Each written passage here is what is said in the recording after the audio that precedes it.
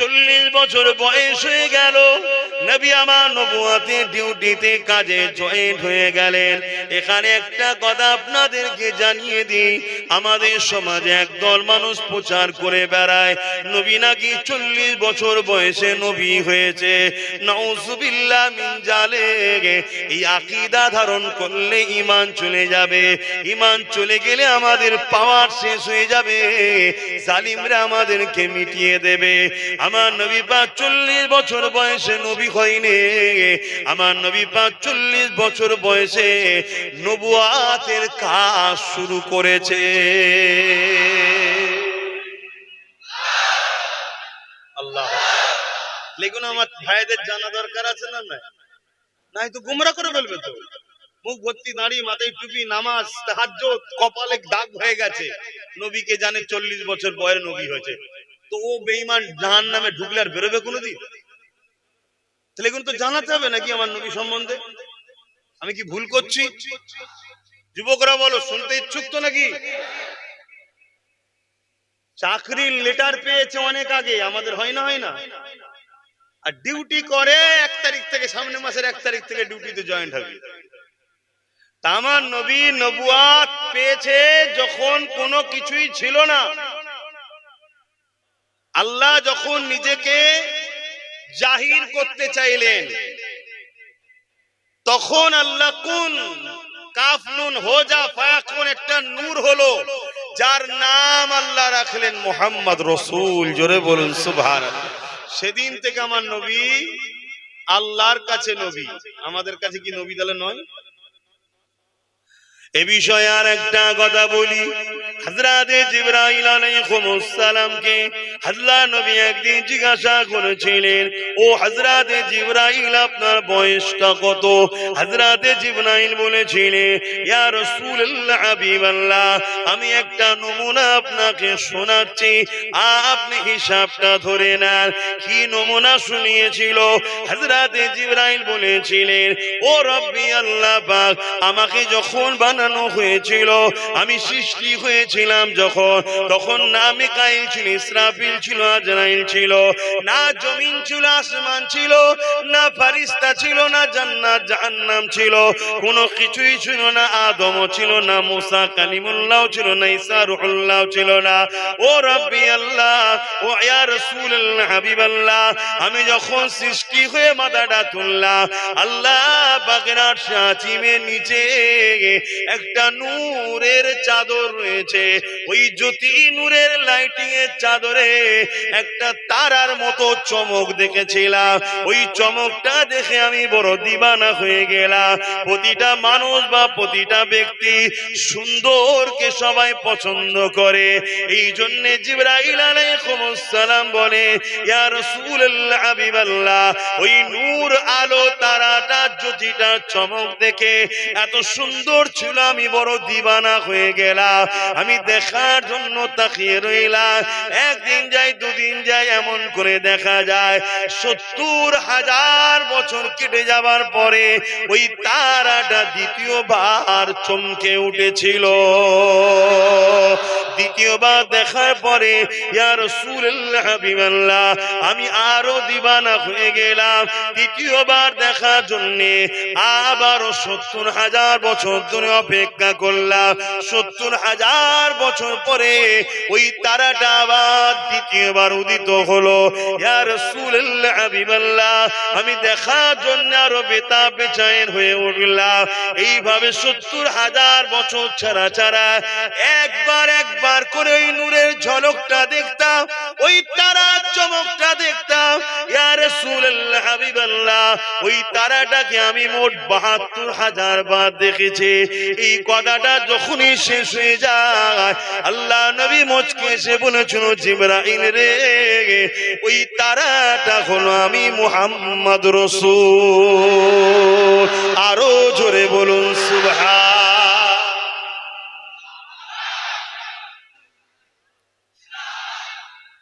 আল্লাহু আকবার। আমার স্লোগান কেউ মাহফিলে দেবে না, ওই রাস্তায় পর্যন্ত ঠিক ছিল। এই মাহফিল হলো আমার হুজুরের। আমি এমন কোন লাট সাহেব নয় যে হুজুরের মাহফিল আমার প্রশংসা করতে হবে।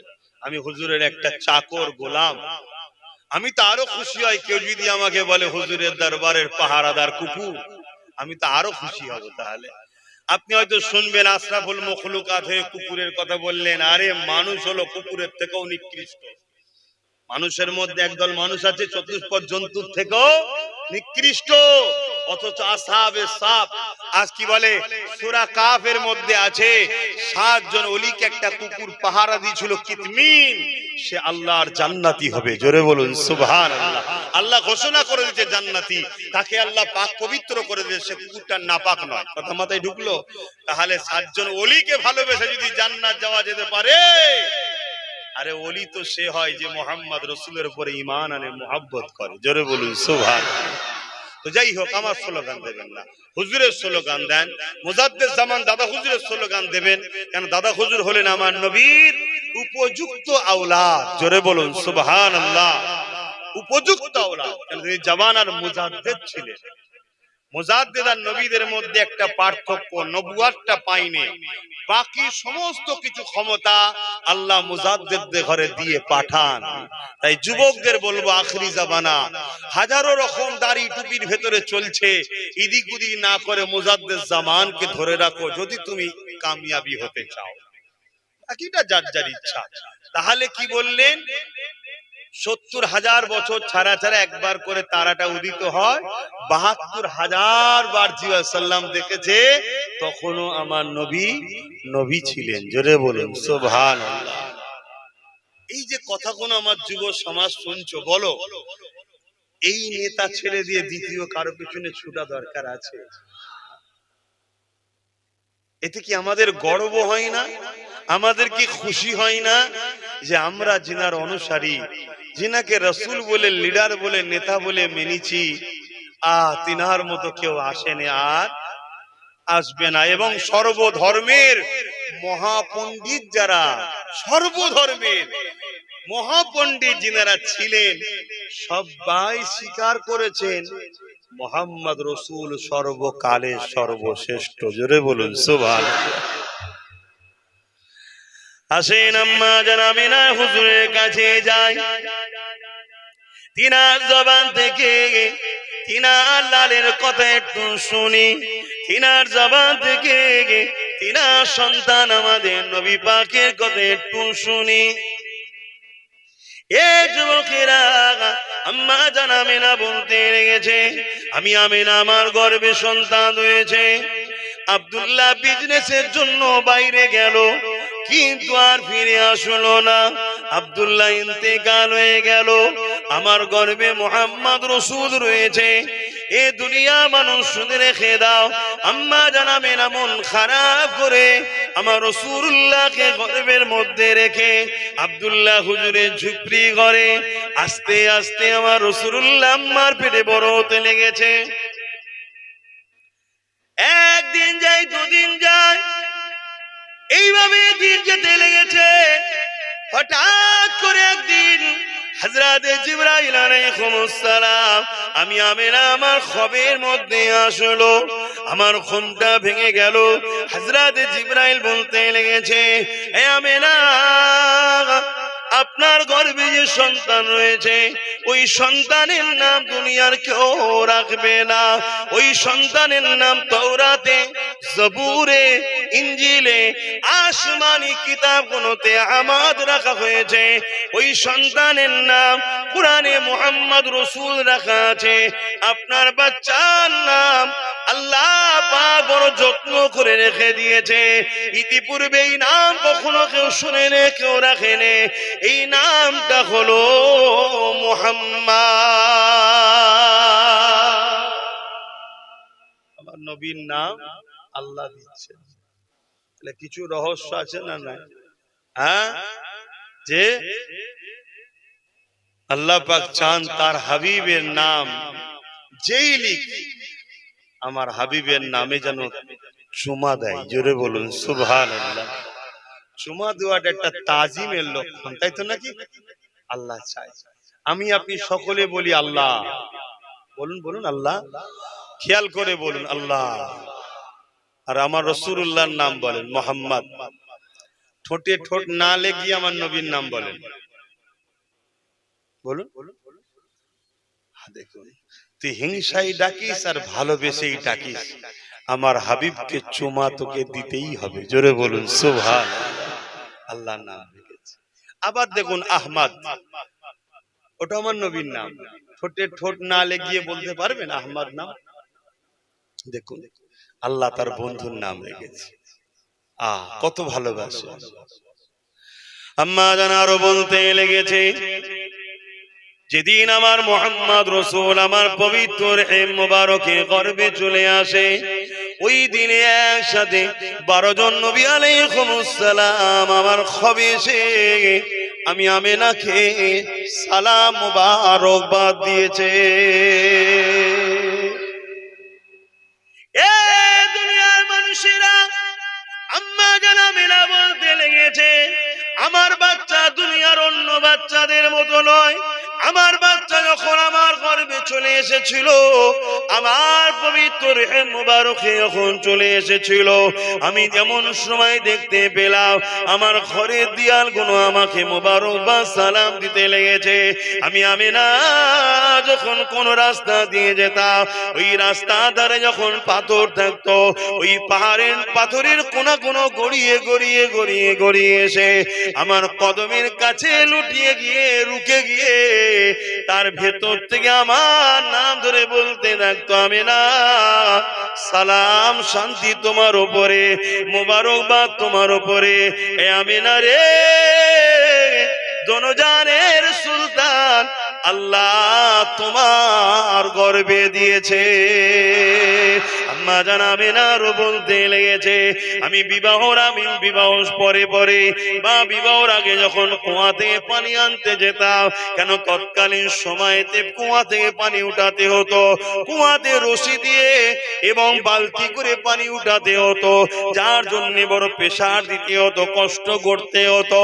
কিন্তু যেদিন থেকে আমার সাইয়্যিদুনা মুহাম্মদ রাসূলুল্লাহ আমার গর্ভ মোবারকে চলে এসেছে, আমি আমিনা যখনই পানি তুলতে গেছি, আমি প্রথমবার অবাক হয়ে গিয়েছিলাম।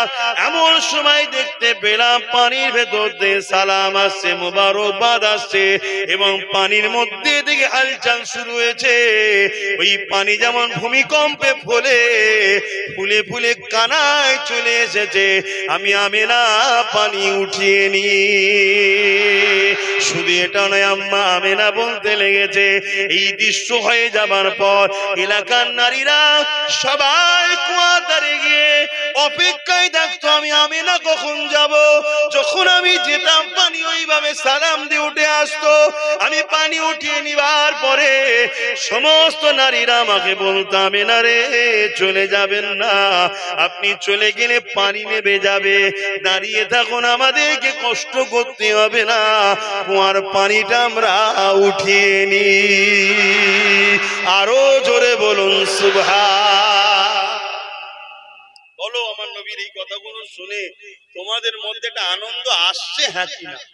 কার কার আসছে একটু আল্লাহকে সাক্ষী রেখে হাত তুলে বলো তো। শুকরিয়া আদায় করে আল্লাহর নামে জয়গান দাও। নারে তাকবীর, নারে দিবার, নারে দিবার। সরকার কি আমদ, হুজুর কি আমদ, পুর নূর কি আমদ, হাবিবুল্লাহ কি আমদ, রবিউল আউয়াল কি মহিনা। নারে দিবার আরবিতে মাউলুদ বলা হয়।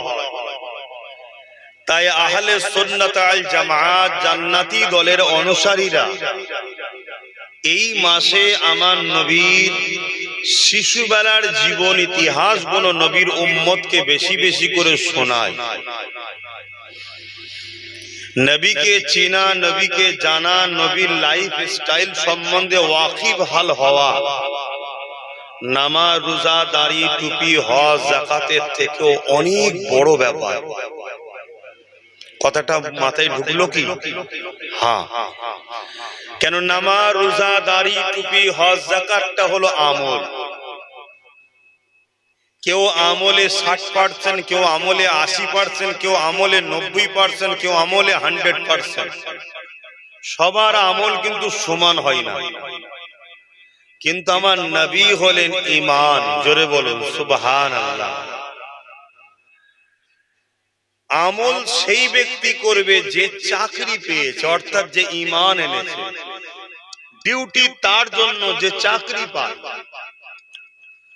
আগে ঈমান আনতে হবে, তারপরে আপনার জন্য ডিউটি, নামাজ, রোজা, হজ, যাকাত, দান, খায়রাত ইত্যাদি ইত্যাদি ইত্যাদি। যে যত করবে তার মাকাম জান্নাতে তত বাড়বে।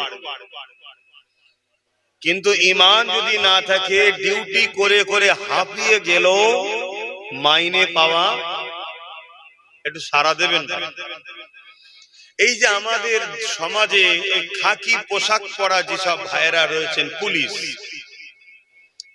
কেউ যদি চাকরি না পেয়ে ডিউটি দেয়, কেন ঘাটাঘাটি করছো? ঠিকই ছিল তো। কেউ যদি চাকরি না পেয়ে ডিউটি দেয়, সে কি মাসের শেষে মাইনে পাবে? তাহলে চাকরি পাওয়ার পরে ডিউটি যদি কমও হয়ে যায়, তাও কিন্তু মাইনে কাটা গেল, আসার চান্স। আর মালিক যদি কোম্পানির বা যার আন্ডারে থাকে, সে যদি একটু ভালো বা দয়ালু হয়, একটু বকে টকে বলবে পরের মাসে কামাই করবি না, যা মাইনে কাটলাম না, দিয়ে দিলাম। দুনিয়ার যদি মালিক এত দয়ালু দেখাতে পারে, যিনি দয়ার মালিক, যিনি দয়া সৃষ্টিকর্তা, যিনি দয়ার খোদ মালিক, সেই আল্লাহর কাছে যদি আমাদের চাকরি অর্থাৎ ঈমান আনার পরে ডিউটিতে যদি একটু এদিক ওদিক হয়েও যায়, আশা রাখা যেতে পারে তিনি বড় দয়ালু, আমাদেরকে যা মাফ করে দিলাম। জোরে বলুন সুবহানাল্লাহ। আর যদি চাকরি না পাই, হুজুরকে চিনলাম না, হুজুরের আদব, হুজুরের প্রেম নাই, অর্থাৎ ঈমান নাই, তাহলে তার উপরে কি দয়া হবে? খুব ভালো করে কথাগুলো শুনবেন। আমি মনে করি প্রত্যেকটা বাপ মা ভাই বোনের হৃদয়ে আমার নবীর প্রেম ও আদবকে ঢুকিয়ে দিবার আমি চেষ্টা করছি। জানি না আমার এই খেদমত আল্লাহ কবুল করবেন কিনা, কিন্তু চেষ্টা এটা, মিশন এটা। একটা ব্যক্তি যদি কাবা শরীফের হাতেমে গিয়ে, যেটা কাবারই অংশ, ওর মধ্যে সেজদায় পড়ে যদি কানতে কানতে মারাও যায়, আর তার দিলে যদি নবীর প্রেম আদব না থাকে, সে জীবনে জাহান্নামে ঢুকবে আর বেরোবে না। বুঝতে পারছেন আমার নবীর শান কত? তা এই রবিউল আউয়াল মাস এলে আমরা কয়েকটা জিনিস দেখি। নাম্বার ওয়ান, একদল মানুষ ফতোয়ার জোয়ার তুলে দেয়। ঈদ তো দুটো, আবার কোথায় ঈদে মিলাদুন নবী পেল, এ নবী করেছে কি, নবীর সাহাবারা করেছে কি। সাধারণ মানুষের মধ্যে একটা বিভ্রান্তি তৈরি করে দেওয়া। আমি আপনাদেরকে খুব সাধারণ ভাষায় বলছি, কিছু কিছু জিনিস আছে যে জিনিসগুলো নিয়ে বিরোধী করাটাই হলো মূর্খমি, বা বিরোধীর কোনো জায়গাই নাই। আমার দেশের স্বাধীনতা নিয়ে কারো কোনো বিরোধী আছে? কেউ যদি বিরোধী করতে যায়, তার বিষয়ে আমাদের কোনো বিরোধী করার জন্য ডিবেটে বসার কোনো দরকার আছে? খুব ভালো করে বুঝবেন, আমার নবীর আগমন নিয়ে, আমার নবীর দুনিয়ার হাজিরি নিয়ে, আমার নবীর মিলাদ নিয়ে কেউ যদি বিরোধী করে, সেখানে কোন রকম ডিবেট, আলোচনা, চর্চার বা তার নিয়ে কিছু ভাবার কি আমাদের কোনো দরকার আছে? এটা দিনের থেকেও সত্য, এখন রাতের থেকেও সত্য যে আমার নবী দুনিয়ায় আগমন করেছেন 570 খ্রিস্টাব্দে 12 রবিউল আউয়ালে। জোরে বলুন সুবহানাল্লাহ। কিন্তু আমাদের মধ্যে একটা বিভ্রান্তি তৈরি করে দিবার পরিকল্পনা, এই মাসটা এলে ফতোয়ার জোয়ার চলে। এত লাইট লাগাবার কি দরকার, এত টাকা খরচ করার কি দরকার, খানা করার কি দরকার, এসব করে কোথা থেকে পেয়েছো, ইত্যাদি ইত্যাদি। আবার আরেক শ্রেণীকে দেখা যায় তারা এই নবীর মিলাদের নামে বড় বড় ডিজে বক্স লাগিয়ে নামাজ তো কাজা করে ছেলে মেয়ে একসাথে হয়ে নানা রকম শরিয়াত বিরোধী কর্ম জুড়ে দিয়ে নবীর আগমন দিবস উদযাপন করছে, সেটা সাথে আহলে সুন্নাত ওয়াল জামাতের কোনো সম্পর্ক নাই। আবার দেখা যায় একটা, সেটা কি, বড় বড় মাহফিল তৈরি হয়, সেখানে উলামা হযরতরা আসেন, হাজারো লাখো বাপ ভাইয়েরা প্রকাশ্য মায়ের বোনেরা পর্দার আড়ালে বসে, আর উলামারা আমার নবী শিশুবেলার কথাগুলো শোনায়, আল্লাহ তার বন্ধুকে কি নিয়ামত করেছে, কি শানওয়ালা করেছে সেগুলো শোনায়, আর উম্মত শুনে বড় খুশিতে সুবহানাল্লাহ আল্লাহু আকবার বলে, নবীর গুণগান গায়, আল্লাহ পাকের তাকবীরে ধ্বনি দেয়। এটা হলো সাহাবা হুজুরদের সুন্নাত অনুযায়ী। জোরে বলুন সুবহানাল্লাহ। আসেন আমরা একটু এবারে আগিয়ে যাই।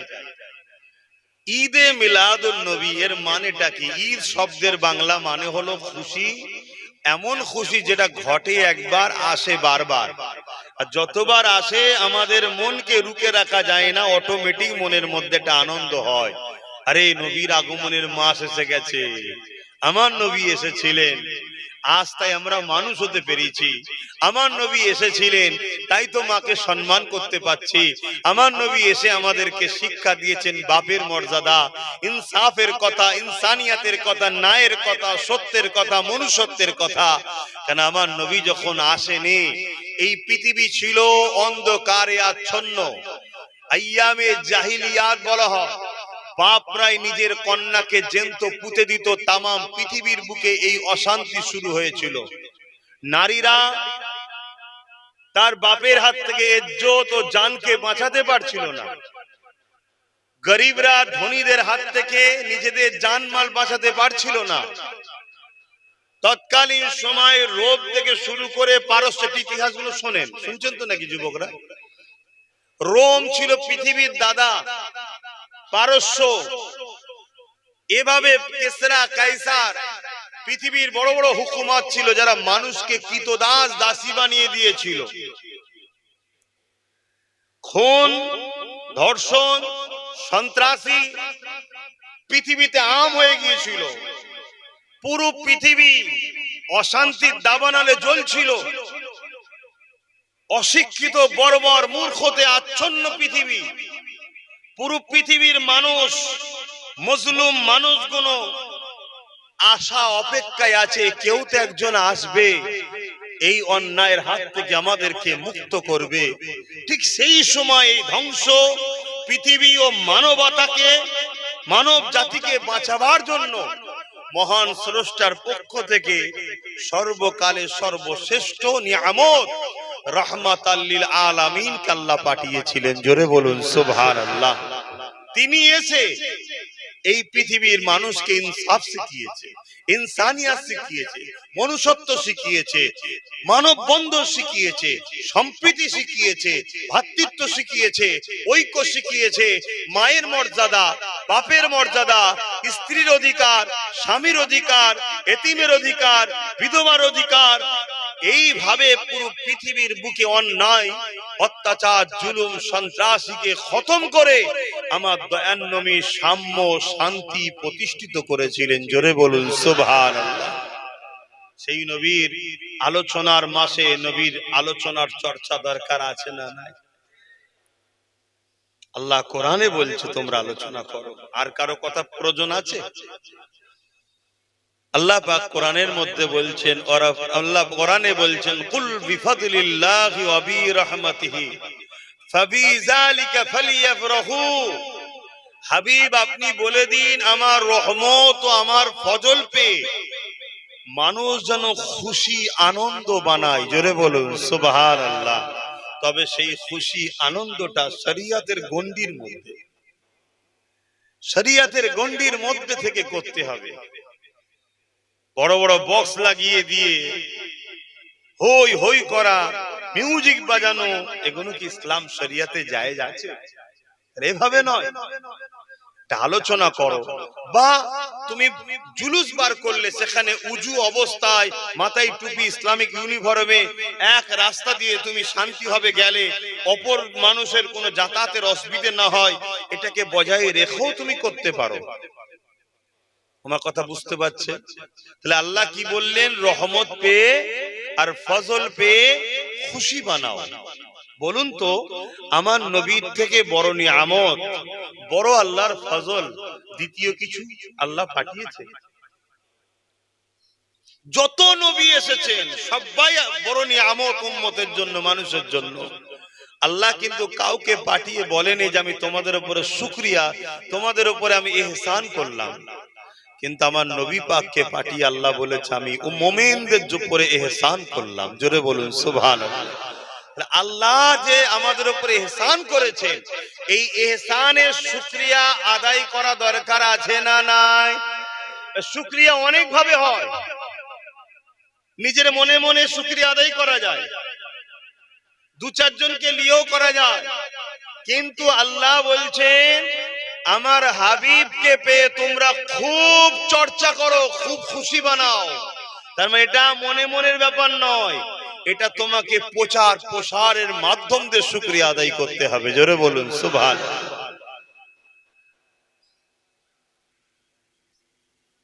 আল্লাহ পাক কোরআনের মধ্যে আমার নবী পাক সাল্লাল্লাহু আলাইহি সাল্লামকে সবথেকে বড় নিয়ামত করেছে। দুটো হাত আমাদের জন্য নিয়ামত তো নাকি গো? এই হাত দুটো না থাকলে কত অসহায় বলুন তো। কে দিয়েছে? আল্লাহ কি বলেছে আমি তোদের উপরে ইহসান করেছি? বলেন। দুটো চোখ কে দিয়েছে? কি চোখ না থাকতাম একা চলতে পারতাম? তাহলে এই দুটো চোখ বড় নিয়ামত দিয়েছেন আল্লাহ, কিন্তু বলেন যে আমি তোদের উপরে ইহসান করলাম। দুটো পা দিয়েছেন আল্লাহ, না হলে চলতে পারতাম না, তাও আল্লাহ বলেন ইহসান করলাম। জিন্দেগি দিয়েছে, জান আল্লাহ দিয়েছে আল্লাহ, তারপরেও বলেন না তোদের উপর আমি ইহসান করলাম। কিন্তু 12 রবিউল আউয়াল সোমবার শবে সাদেকের সময় আমার নবীকে পাঠিয়ে আল্লাহ বলছেন মুমিনদের উপরে আমি আমার মাহবুবকে পাঠিয়ে বড় ইহসান করলাম। জোরে বলুন সুবহানাল্লাহ। এ থেকে আল্লাহ বুঝাচ্ছেন তোদের পায়ের থেকে, হাতের থেকে, চোখের থেকে, জিন্দেগির থেকে, জানের থেকেও আমার বন্ধু হলো অনেক দামি। জোরে বলুন সুবহানাল্লাহ। সেই নবীর পেয়ে আমরা খোদার শুকরিয়া আদায় করি, এটা হলো শুকরানা মাহফিল।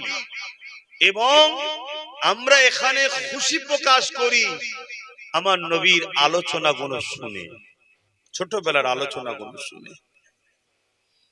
এবং আল্লাহ কোরআনে বললেন রাহমাতাল লিল আলামিন, আমি রহমত করে পাঠিয়েছি। কেমন দয়া, কেমন রহমত আমার নবী! আমার নবী কি শুধু মুসলমানদের জন্য রহমাতাল লিল আলামিন?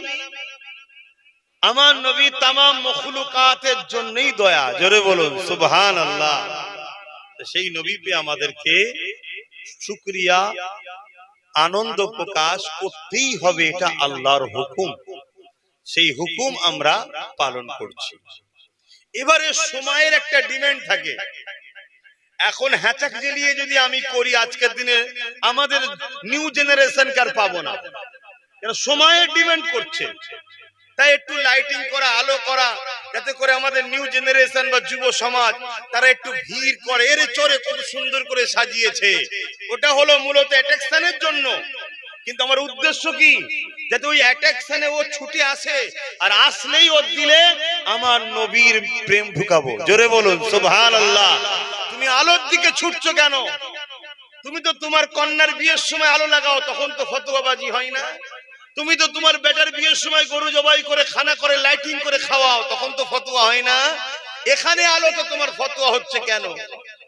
হ্যাঁ, এটা উদ্দেশ্য মানুষকে আকর্ষণ করে টেনে নিয়ে আসা, বিশেষ করে যুব সমাজকে, বিশেষ করে নতুন প্রজন্মকে। যখন এই মাস হলো সঙ্গে সঙ্গে সব বাড়িতে আলো সাজতে শুরু হয়েছে। আমাদের নতুন প্রজন্ম বাচ্চাগুলো জিজ্ঞেস করবে আব্বা কি ব্যাপার?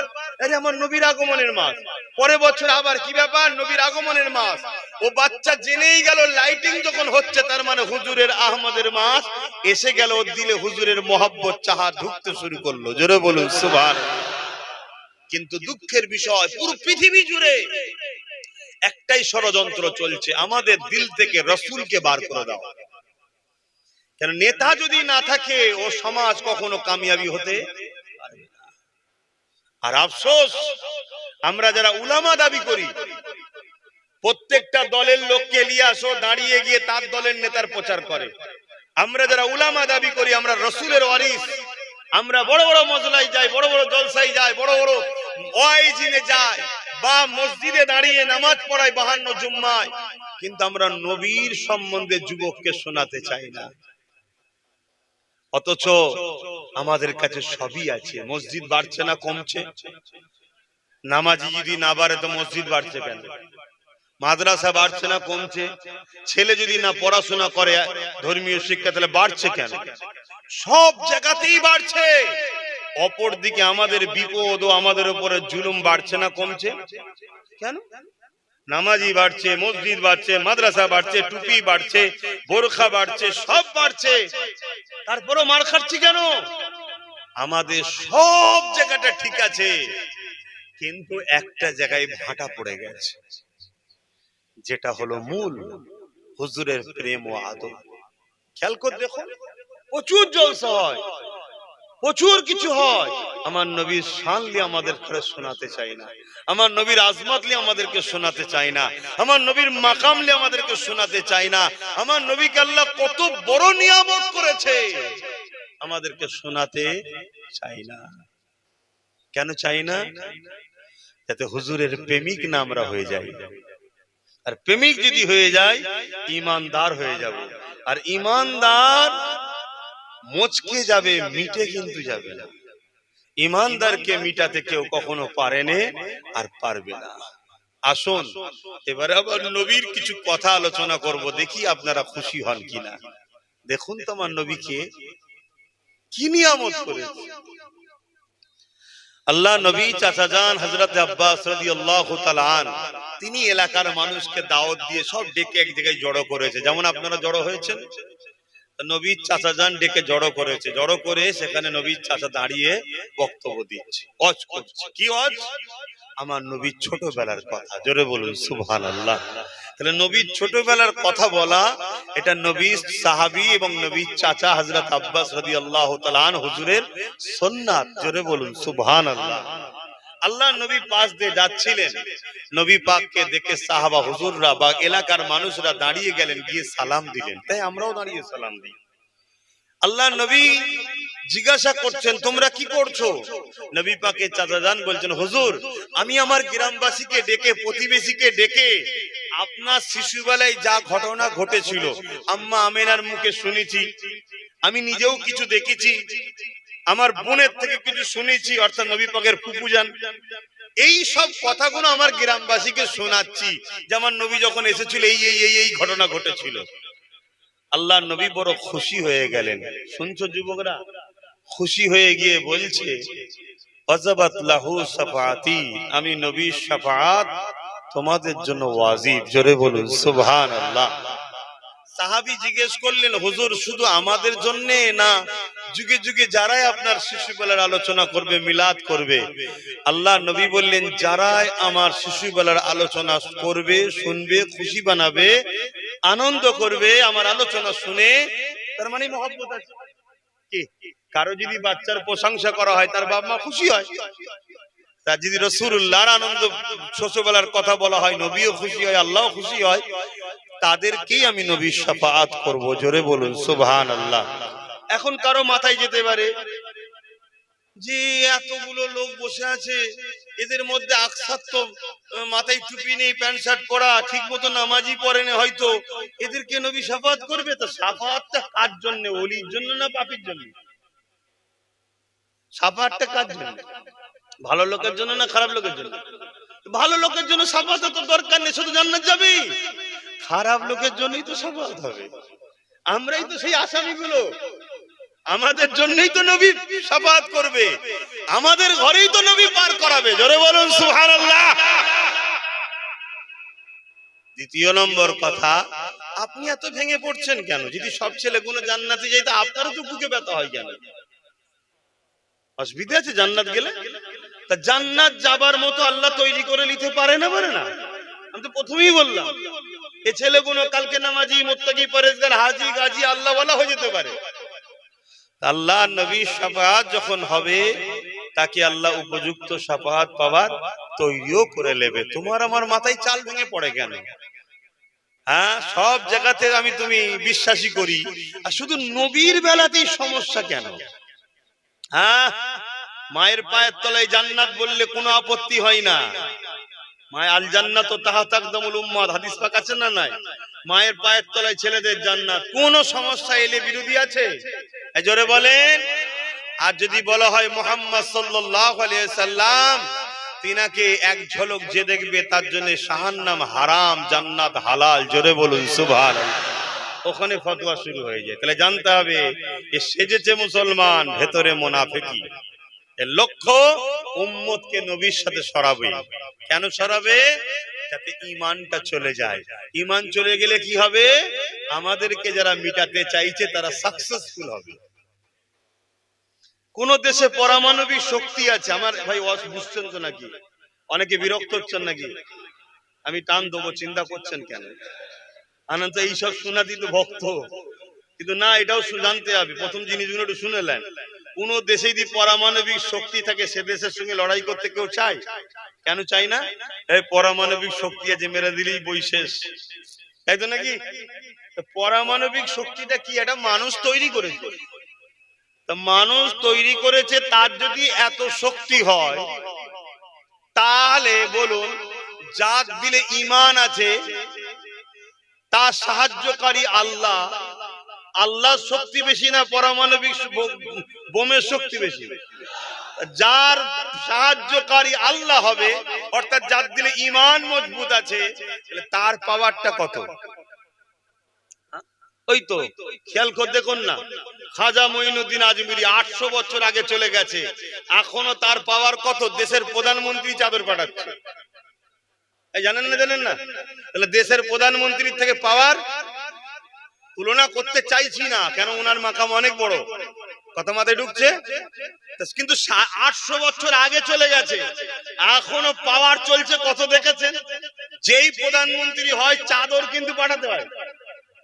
শুনছেন তো নাকি? কিসের পাওয়ারে? হুজুরের গোলামি, হুজুরের গোলামি। 850 বছর চলে গেছে। বাগদাদের সুলতান আব্দুল কাদের জিলানী আল বাগদাদি আল হাসিমি আল হাসানি আল হুসাইনি, আমেরিকা কত বোম ফেলেছে, একটাও ফাটেনি। মিসাইল ফেটেছে, একটাও ফাটেনি। কেন? নবীর গোলাম আছে। লাস্টে কি করেছে? পায়ে হেঁটে নেমেছে, পায়ে হেঁটে নেমেছে। তুই যা করছিস করবে যা, দাদাগিরি যে করবি নি তাহলে হবে না। পায়ে হেঁটে নেবে, নত হয়েছে। তাহলে চিন্তা করুন, 850 বছর আগে চলে গেছে। পাওয়ারটা কিসের? ঈমান। ঈমানটা কিসের? নবীর গোলামি। যে যত বড় গোলাম, তার ঈমান তত বড় পাওয়ারফুল। জোরে বলুন সুবহানাল্লাহ। এটা মাথার মধ্যে ঢুকাও যুবক। সব জায়গায় কম্প্রোমাইজ চলে, সব জায়গায় সেটিং চলে, আন্ডারস্ট্যান্ডিং করো, চলো দুদিনের দুনিয়া করে লাও, করে লাও, করে লাও। কিন্তু আল্লাহর নবীর প্রেম ও আদবের কাছে কোনো সেটিং চলে না। এটা হচ্ছে রেড জোন, 0 পয়েন্ট। এখানে শুট করে আউট ছাড়ার কোনো রাস্তা নাই, মনে থাকবে।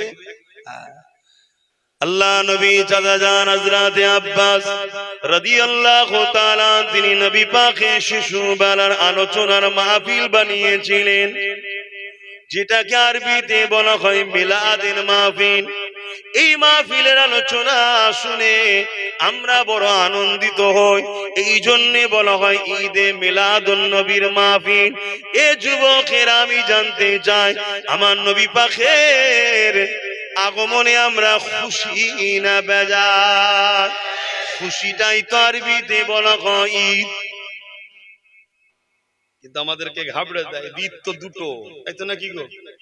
একটা ঈদুল আজহা, একটা ঈদুল ফিতর। এই দুটো ঈদ বলে না। জুম্মার দিনটা ঈদ নয়, ওটা তো সপ্তাহের ঈদ। আর ওটা রোজার ঈদ, ওটা কুরবানির ঈদ। আর রবিউল আউয়াল হলো সমস্ত ঈদের আব্বাজান ঈদ। বুঝতে পারছেন তো নাকি? সব ঈদের ঈদ। কেন রবিউল আউয়াল না হলে দুনিয়াই হতো না। আমার নবীকে না সৃষ্টি করলে, না পাঠালে, আল্লাহ কিছু করতেন? আমার নবী যদি না আসতেন কোরবানি আমরা পেতাম? আমার নবী যদি না আসতেন, যে আল্লাহ যদি না বানাতেন, ইব্রাহিম নবীকে বানাতেন, তাহলে সব কিছুর গার্জেন ঈদ হলো রবিউল আউয়াল শরীফ। তাহলে এই দিনটা আমরা সুন্দর করে যেমন সব ঈদের সাজগুজ করি, ঘর পরিষ্কার করি, করেন তো নাকি?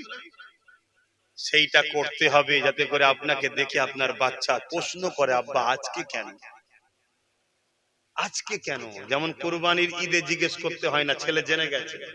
রোজার ঈদেও ছেলে জেনে গেছে, ভোরবেলা উঠে পড়ছে নামাজ পড়তে যাবো, ঈদের নামাজ। এইটাও যেন আপনার বাচ্চার সিনাতে গাঁথে, তবে ওই দুটো বাঁচবে। আর এইটাকে যদি ভুলিয়ে দিতে পারে, ওই দুটো অটোমেটিক। এটা ইসলাম বিদ্বেষীদের প্ল্যান, নবীকে ভুলিয়ে দাও। আর একটু ওখানে আগিয়ে চলে, আল্লাহ নবী প্রতি সোমবার দিন রোজা রাখতেন। সাহাবা হুজুররা জিজ্ঞাসা করেছিলেন, ইয়া রাসূলুল্লাহ, হাবিবাল্লাহ, আপনি সোমবার দিন কেন রোজা রাখেন? আল্লাহ নবী বলেছিলেন, এ বাবা সাহাবারা, এই সোমবার দিনটা হলো আমার মিলাদের দিন, আমার মৌলুদের দিন। এই দিনেতে আমি দুনিয়া জমিনে এসেছিলাম, এই জন্য আমি শুকরানা এই দিনে আমি রোজা রেখে থাকি।